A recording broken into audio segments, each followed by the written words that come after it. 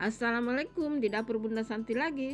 Menu resep kali ini cara membuat serundeng daging. Bahan-bahan sudah tertulis dan tertera di video. Nonton sampai habis ya. Jangan lupa like, comment, share, dan subscribe. Dan jangan skip iklan. Terima kasih. Ada kelapa parut,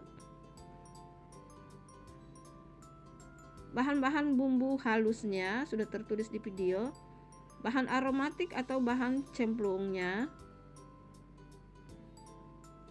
ada daging sapi, dan ada gula merah dan bahan tambahan lainnya. Pertama-tama rebus daging sapinya dulu. Tambahkan air, serai, lengkuas, jahe, daun jeruk, daun salam. Selanjutnya cara membuatnya sudah tertulis dan tertera di video. Semoga resepnya bermanfaat. Terima kasih.